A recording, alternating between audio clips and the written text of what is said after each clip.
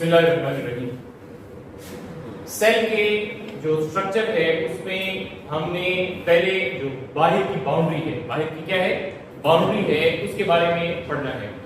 अलबत्ता ये कि जो बाहर की बाउंड्री है वो एनिमल किंगडम प्लांट किंगडम दोनों में मुख्तलिफ है, या आप कह लें कि एनिमल्स और प्लांट्स के अंदर क्या है मुख्तलिफ है, राइट।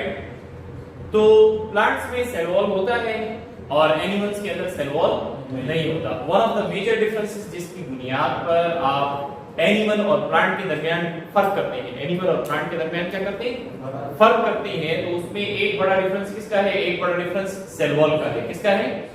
सेल वॉल का, राइट। तो सेल वॉल क्या है? Cell wall outermost layer है। सेल वॉल क्या है? आउटर मोस्ट लेयर है। किसकी? Cell wall is the outermost layer of plants. इसी तरह सेल वॉल महज ये नहीं है कि आउटर मोस्ट लेयर किसकी है, सेल वॉल महज आउटर मोस्ट लेयर है प्लांट्स की, बल्कि प्लांट्स के साथ क्या, प्लांट्स के साथ जो फंजाई है, प्लांट्स के साथ जो क्या है फंजाई है, उसके अंदर भी सेल वॉल मौजूद होता है। लेकिन ये कि दोनों की कंपोजिशन क्या है, दोनों की कंपोजिशन डिफरेंट है। दोनों की कंपोजिशन क्या है? डिफरेंट है, एक दूसरे से मुख्तलिफ होती है। और एनिमल्स का जो आउटर मोस्ट लेयर है या एनिमल्स का जो आप कह रहे हैं कि सबसे बाहर की बाउंड्री है, वो उसका प्लाज्मा मेम्ब्रेन होता है। क्या होता है उसका? प्लाज्मा मेम्ब्रेन होता है।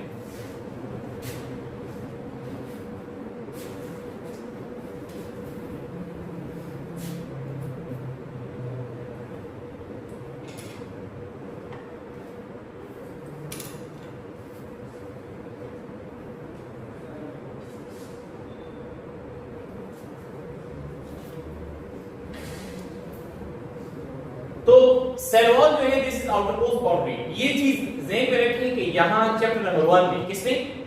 चैप्टर नंबर 1 में जो आप सेल वॉल पढ़ेंगे, ये कौन सा सेल वॉल है? तो ये प्लांट सेल वॉल है। कौन सा सेल वॉल है? Plant cell wall. जैसे मैंने शुरू में बताया कि सेल वॉल किस में होता है, सेल वॉल फंजाई के अंदर भी होता है। अगर प्रोकैरियोट की बात करें, किसकी बात करें? प्रोकैरियोट की बात करें तो प्रोकैरियोट के अंदर बैक्टीरिया में भी सेल वॉल होता है। प्रोटिस्ट पे चले जाएं तो प्रोटिस्टा में, जिनको हम प्लांट टाइप प्रोटिस्ट कहते हैं या जिनको हम अल्जी कहते हैं, क्या कहते हैं?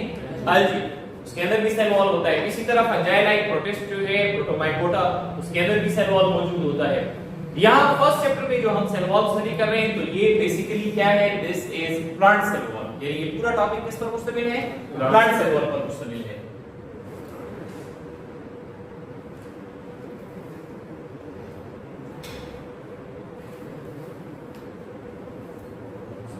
अच्छा, प्लांट सेल वॉल को अब हम कैसे डिफाइन करेंगे? तो इसकी लेयर्स की बेस पर हम डिफाइन करेंगे। किसकी बेस पर डिफाइन करेंगे?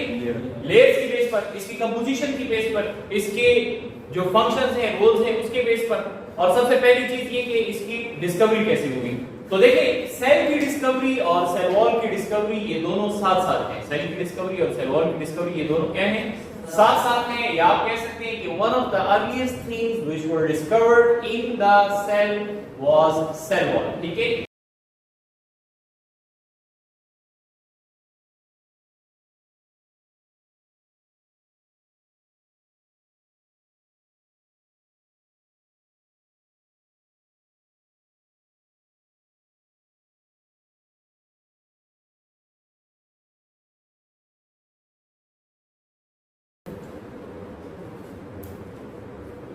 देखिए, cell wall is the outermost covering of plant cells which gives shape, support, strength.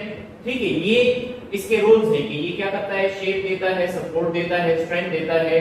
Mainly composed of, या ये बना हुआ है किस चीज से? तो पॉलीसेकेराइड या उसके डेरिवेटिव से बना होता है। पॉलीसेकेराइड से मुराद क्या है? पॉलीसेकेराइड से मुराद ये कि कार्बोहाइड्रेट, कार्बोहाइड्रेट के जो क्या होंगे, कार्बोहाइड्रेट के जो पॉलीमर्स होंगे, कार्बोहाइड्रेट के जो क्या होंगे, पॉलीमर्स होंगे, उससे ये बना हुआ है। तो सेल वॉल की अगर हम बात करें कि इसकी कंपोजिशन क्या है, इसकी कंपोजिशन यानी ये किन किन चीजों से बना हुआ है, तो देखिए सेल वॉल में वो कंपोनेंट जो प्रिंसिपल कंपोनेंट है, यानी वो हर सेल वॉल में आपको मिलेगा, वो तो सेलुलोज है। क्या है? सेलुलोज। सेलुलोज के साथ क्या आ जाता है? तो सेलुलोज के साथ हेमीसेलुलोज आ जाता है, लिग्निन आ जाता है, पेक्टिन आ जाता है। समझ आ गई? सिलिका, कैल्शियम, मैग्नीशियम, समझ आ गई? और पोटेशियम। इसी तरीके से जो सेल वॉल्स हैं, खास तरह के रूट्स के अंदर होते हैं, उसमें वैक्स भी होता है। क्या होता है? वैक्स होता है। उस वैक्स का नाम ट्यूबिन वैक्स है। तो ये क्या है? ये वो कंपोनेंट है जो कि मौजूद होंगे किसके अंदर? सेल वॉल में। या सेल वॉल की कंपोजिशन बना रहे हैं।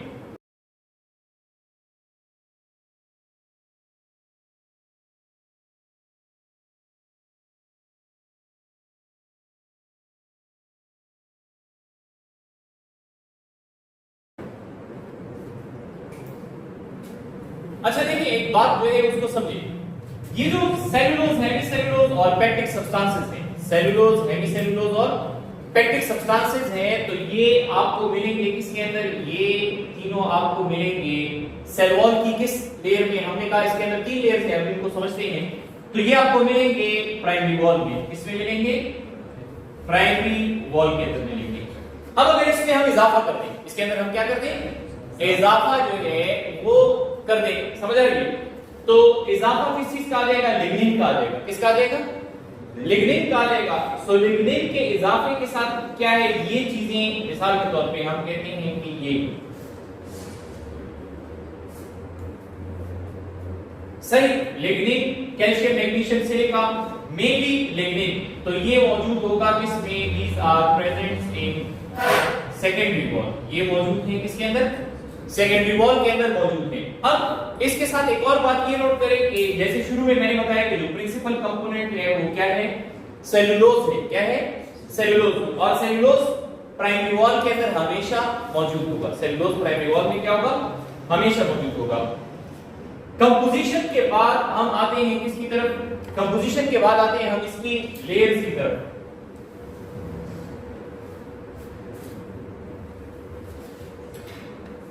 तो एक क्या है? एक है प्राइमरी सेल वॉल। एक क्या है? प्राइमरी सेल वॉल है। दूसरा सेकेंडरी सेल वॉल है, या सेकेंडरी वॉल भी इसको कह सकते हैं। और थर्ड वन जो है दैट इज मिडल लेमेला।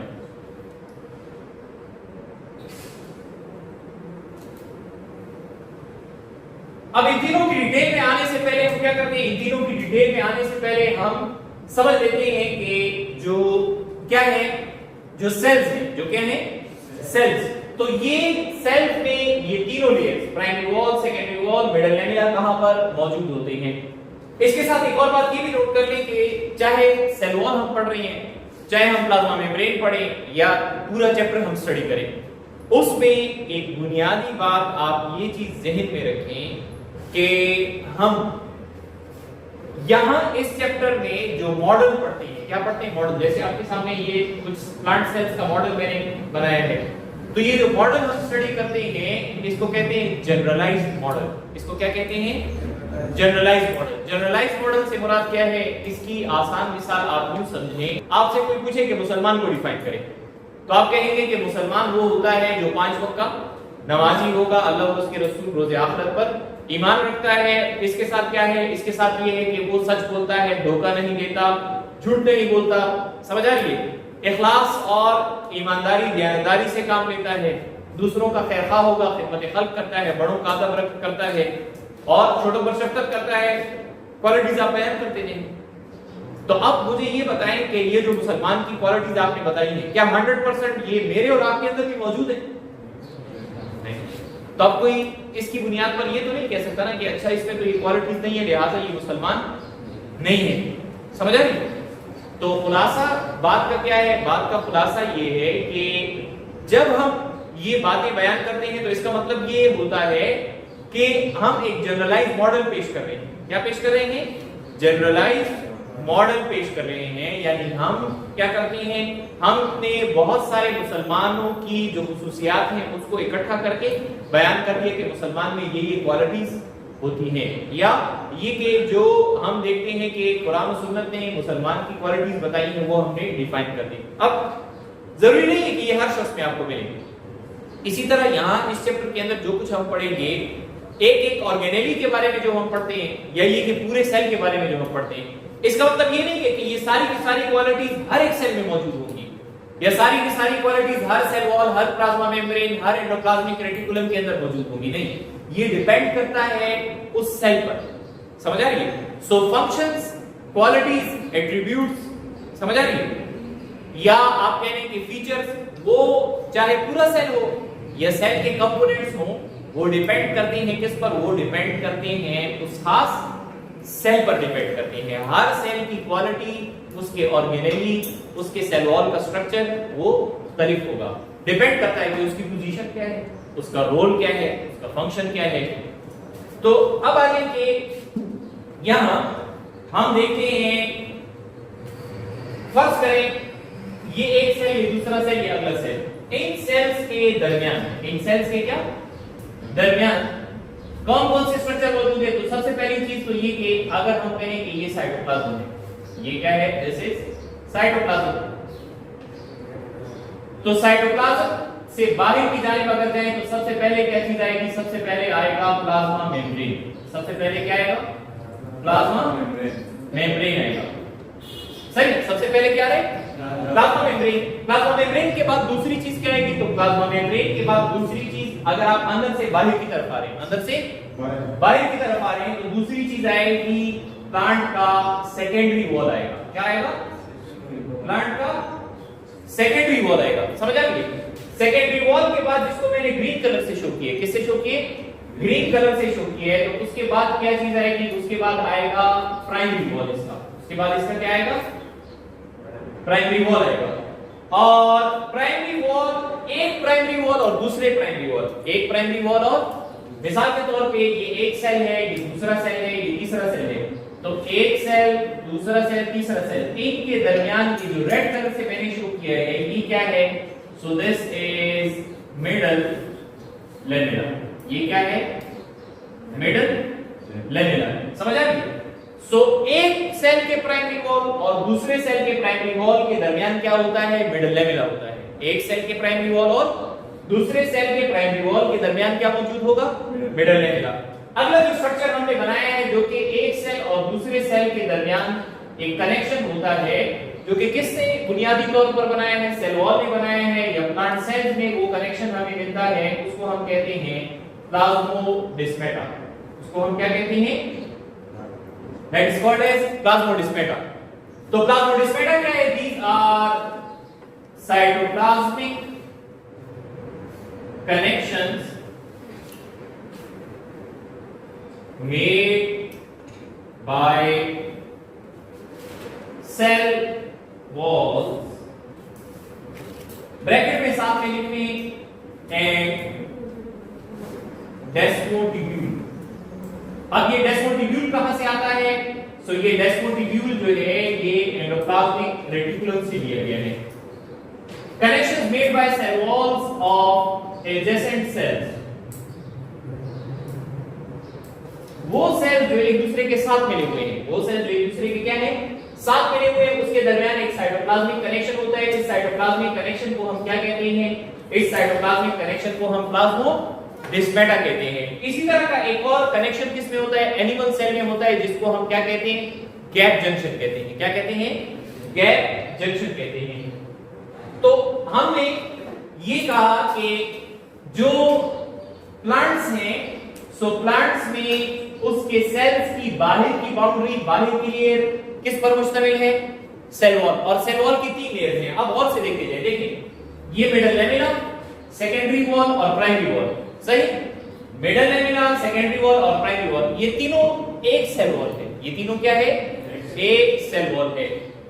तो हमने क्या कहा? हमने कहा कि सेल वॉल जो है उसमें वॉल्स या लेयर्स कितनी होंगी? वॉल्स या लेयर्स कितनी होंगी? तो एक प्राइमरी सेल वॉल, दूसरा सेकेंडरी सेल वॉल, या तीसरा मिडल लेमिना। अब एक की हर एक की अलग-अलग प्रॉपर्टीज हैं। हर एक की क्या है? अलग-अलग प्रॉपर्टीज हैं। पहली चीज इनमें हम क्या पढ़ते हैं? पहली चीज इनमें हम ये पढ़ते हैं कि इसकी कंपोजिशन क्या है? इसकी कंपोजिशन क्या है? तो देखें, प्राइमरी सेल वॉल में क्या होगा? प्राइमरी सेल वॉल में होगा सेलुलोज, या जो हमने यहां पर डिस्कस भी कर लिया। सही, इनकी कंपोजिशन क्या है? तो इनकी कंपोजिशन ये है कि प्राइमरी वॉल में सेलुलोज, हेमी सेलुलोज और पेक्टिक सब्सटेंसेस होंगे। सेकेंडरी वॉल में जो मेन चीज है दैट इज लिग्निन। मेन चीज क्या है? लिग्निन। और थोड़ी थोड़ी मिकदार में साथ में हेमीसेलुलोज, पेक्टिक सब्सटेंसेस और सेलुलोज भी हो सकता है। मिडल लैमेला किससे बनता है? सो मिडल लैमेला दो तरह का होगा। मिडल लैमेला कितने तरह का होगा? दो तरह का। एक मिडल लैमेला होगा नॉन वुडी सेल्स और दूसरा होगा वुडी सेल्स का। दूसरा होगा किसका? वुडी सेल्स, यानी वो सेल जो कि हार्ड या सख्त नहीं है, वुड की तरह, लकड़ी की तरह नहीं है। समझ आ गई? तो नॉन वुडी सेल्स में क्या है? नॉन वुडी सेल्स में सिर्फ पेक्टिक सब्सटेंसेस या पेक्टिन होगा और वुडी सेल्स में क्या होगा? सो वुडी सेल्स के अंदर पेक्टिन के साथ लिग्निन भी होगा। पेक्टिन के साथ क्या होगा? लिग्निन भी मौजूद होगा। कंपोजिशन के बाद अगली चीज ये कि इनकी प्रॉपर्टीज क्या क्या है, यानी प्राइमरी सेकेंडरी सेल वॉल की प्रॉपर्टीज क्या क्या है। तो प्राइमरी वॉल जो है, पहले इसका डायमीटर ले ले। पहले इसका क्या ले ले? डायमीटर। प्राइमरी वॉल का जो डायमीटर है वो 1 to 3 माइक्रोमीटर है। कितना है? 1 to 3 माइक्रोमीटर। सेकेंडरी वॉल का डायमीटर 5 to 10 माइक्रोमीटर है। कितना है? 5 to 10 माइक्रोमीटर। और मिडल लैमेला का जो डायमीटर है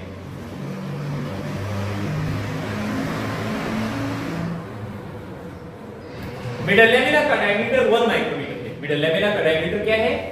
1 माइक्रोमीटर है। अच्छा, अब आगे चलिए।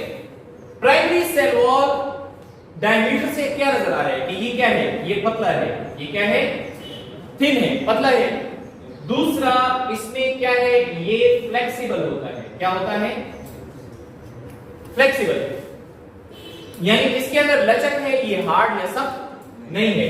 इसी तरह प्राइमरी सेल वॉल को हम क्या कहते हैं? प्राइमरी सेल वॉल को हम ट्रू सेल वॉल कहते हैं। क्या कहते हैं? True cell wall. सवाल ये है कि इसको ट्रू सेल वॉल हमने क्यों कहा, बाकियों को ट्रू क्यों नहीं कहा? तो इसको ट्रू सेल वॉल हम इसलिए कहते हैं कि ये हर सेल में मौजूद होगा। प्राइमरी वॉल जो है ये किस में मौजूद होगा? हर सेल के अंदर मौजूद होगा। तो प्राइमरी सेल वॉल थिन है, फ्लेक्सिबल है। थिन है और साथ में क्या है? फ्लेक्सिबल है। इसी तरह ये क्रिस्टलाइन है और जब इसमें से लाइट पास की जाती है इसके कंपाउंड में से तो ये क्या करता है? रोटेशन शो करता है, जिसको हम ऑप्टिकल एक्टिविटी कहते हैं। क्या कहते हैं? Optical activity. तो सेकेंडरी वॉल के मुकाबले में, किसके मुकाबले में? सेकेंडरी वॉल के मुकाबले में ये लेस ऑप्टिकली एक्टिव है। ये क्या है? लेस ऑप्टिकली एक्टिव है। इसके मुकाबले में जो सेकेंडरी वॉल है ये क्या है? तो यहां डायमीटर से वाज़ेह नजर आ रहा है कि सेकेंडरी वॉल जो है ये क्या है? थिक है। दूसरा ये कि जब ये थिक है, मोटा हो गया, तो ये रिजिड भी होता है। क्या होता है? रिजिड। सेकेंडरी वॉल आपको प्लांट के उन सेल्स में मिलेगा जो वुडी सेल्स होते हैं। क्या होते हैं? वुडी सेल्स होते हैं, यानी लकड़ी नुमा हार्ड सख्त सेल्स के अंदर आपको मिलेंगे। So this is rigid. और रिजिड होने के साथ क्या है? ये भी क्रिस्टलाइन है और स्ट्रॉन्ग ऑप्टिकली एक्टिव है। क्या है? Strong optically active. Secondary cell wall ये क्या देता है? तो इसका जो बड़ा काम है वो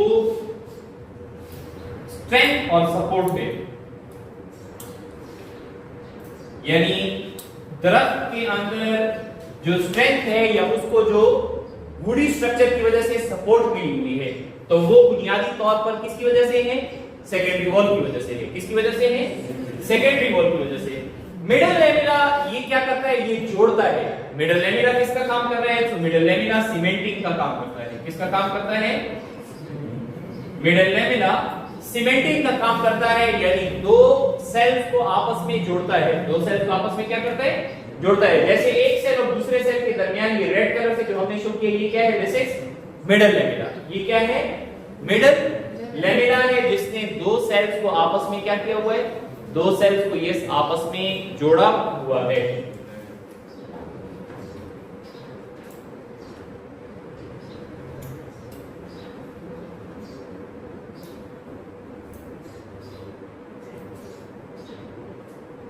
अच्छा जी, अब ये कि जो सेल वॉल है, तो सेल वॉल की सिंथेसिस कैसे होती है? सेल वॉल की सिंथेसिस कैसे होती है, सेल वॉल कैसे बनता है? तो इसके मुतालिक बुक में एक स्टेटमेंट लिखी गई है कि दिस इज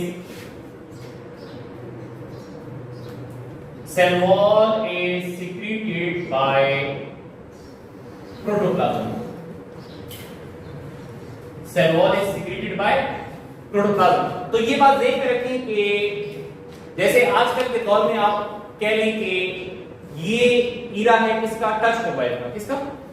टच मोबाइल का है। समझ आ गई? बड़े स्क्रीन वाला टच मोबाइल का हर शख्स इसके साथ आदी है और इसको इस्तेमाल करता है। समझ आ गई? अब अगर आप आज के दौर में किसी शख्स को मोबाइल के फंक्शन समझाएं, किसको लेकर? टच मोबाइल को लेकर किसी शख्स को मोबाइल के फंक्शन समझाएं तो उसको आसानी से समझ आ जाएगी। लेकिन ये कि मोबाइल के फंक्शन समझाने के लिए आप किसी को क्या करें? सादा सिंपल मोबाइल लेंगे बगैर टच वाला। समझ आ गई?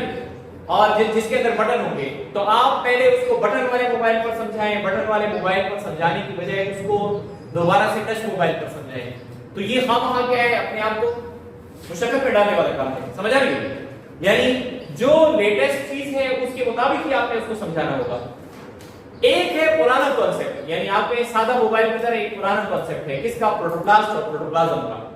जब सेल वॉल डिस्कवर हुआ ना, तो सेल वॉल की डिस्कवरी के बाद उन्होंने, जैसे शुरू में स्टार्ट के लेक्चर में ये बात मैंने आपको बताई थी सेल थ्योरी वाले टॉपिक में, जब सेल डिस्कवर हुआ तो उन्होंने कहा एक बाउंड्री है, लेकिन बाउंड्री के अंदर एक लिविंग फैक्ट्री है पूरी, जिसके अंदर बहुत सारे काम हो रहे हैं। सो उस लिविंग फैक्ट्री को उन्होंने प्रोटोप्लाज्म का नाम दे दिया। किसका नाम दे दिया? प्रोटोप्लाज्म का नाम दे दिया। Living factory inside the cell wall या प्लाज्मा मेम्ब्रेन। अब बाद में तो हर एक चीज अलग से एक्सप्लेन हो गई, यानी बाद में साइटोप्लाज्म भी पता लग गया, न्यूक्लियस भी पता लग गया, endoplasmic reticulum, Golgi bodies, mitochondria, chloroplast, सही है, वेसिकल्स, इन सब चीजों का पता लग गया बाद में। तो जब बाद में सारी डिटेल पता लग गई तो हमें तो पता है कि जो ऑर्गेनेलीज हैं, किस किस ऑर्गेनेली का क्या क्या फंक्शन है। सो लिहाजा आप पिछले कॉन्सेप्ट की तरफ जाने की जरूरत नहीं है। Cell wall is secreted by protoplasm, यानी जो सेल की लिविंग फैक्ट्री है वही सेल वॉल बनाती है। तो याद रखें कि कार्बोहाइड्रेट की सिंथेसिस कहां पर होती है? कार्बोहाइड्रेट की सिंथेसिस होती है किसके अंदर? प्लांट्स में। मिसाल के तौर पे G3P है, ग्लाइसरॉल्डिहाइड 3 फॉस्फेट है, ये बनता है क्लोरोप्लास्ट। इसमें बनता है क्लोरोप्लास्ट, जो है उसके अंदर बनता है। और इससे क्या बनता है? ग्लूकोज। और ग्लूकोज से आगे क्या बनेंगे? ग्लूकोज से आगे बनेंगे मुख्तलिफ किस्म के और कार्बोहाइड्रेट्स। समझ आ गई? तो अब अगर बुनियादी बात आप समझना चाहते हैं तो बुनियादी बात ये कि जो कार्बोहाइड्रेट है उसकी सिंथेसिस कहां पर हो रही है? क्लोरोप्लास्ट में। और उसके बाद बाकी जो काम है वो साइटोप्लाज्म या खास तौर पे गोल्गी बॉडीज, साइटोप्लाज्म या खास तौर पे क्या? गोल्गी बॉडीज के अंदर ये फंक्शन हो रहे हैं। तो जो सेल वॉल है इसके कंपोनेंट्स की सिंथेसिस, या अगर हम कहें कि cell wall is secreted by, तो पहला अगर इसमें ऑप्शन आपके पास आता है तो वो क्या होना चाहिए? ऑर्गेनेलिज में गोल्गी बॉडीज। ऑर्गेनेलिज में पहला क्या होना चाहिए? गोल्गी बॉडीज, क्योंकि वहां पर पॉलीसेकेराइड सिंथेसिस हो रही है। सेलुलोज, हेमीसेलुलोज, ये सारे क्या हैं? पॉलीसेकेराइड्स हैं। ये सारे क्या हैं? पॉलीसेकेराइड्स हैं। अगला पॉइंट क्या है? तो अगला पॉइंट ये है कि जो सेल वॉल है इसके फंक्शंस क्या क्या हैं।